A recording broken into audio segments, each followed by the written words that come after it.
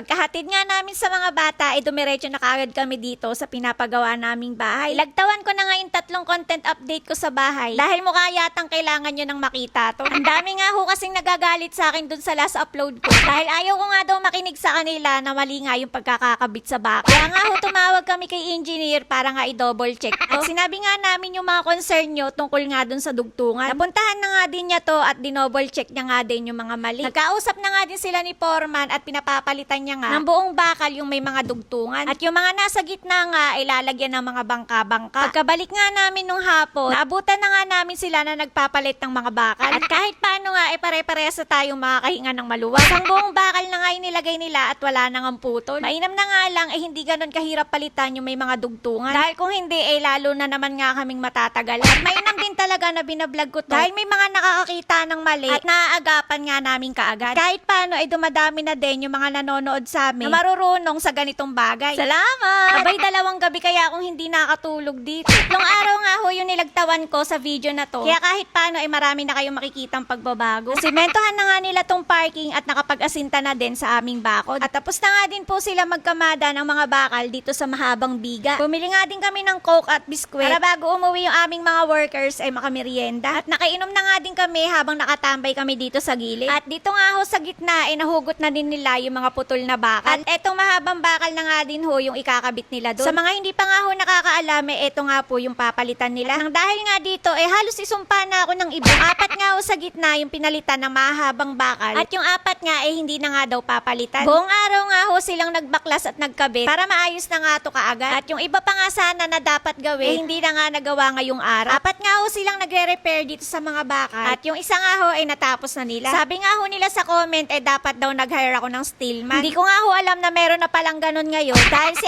Iron Man lang ang kilala ko. Sabi ko naman sa inyo wala nga ho kaming alam dito. At nag-hire lang kami ng mga taong gagawa dito sa bahay namin. At hindi rin ho siguro talaga may iwasan yung pagkakamali. Swerte lang nga ho ako dahil nakasubaybay yung mga ka-engineer ko. Salamat! O at least quits na tayo ngayon dahil ako naman may natutunan sa inyo. At ang laki na nga hong tingnan dito sa aerial shot ng aming pinapagawang bahay. Yung dating dinodrawing nga lang namin noon unti-unti nang nabubuo. Naghahanap na nga ho kami ng ready mix. Kaya lang yung 6-wheeler truck lang ho yung pwedeng pumasok dito. Baka ho may maire-recommend kayo na kaya mag-deliver dito sa Dasma. Di ho kasi pwede pumasok dito yung mga 10-wheeler truck. At yan nga ho muna ulit yung update ko sa inyo ngayong araw. Kaya naman, wag mong kakalimutang i-follow. Bukas na lang ulit.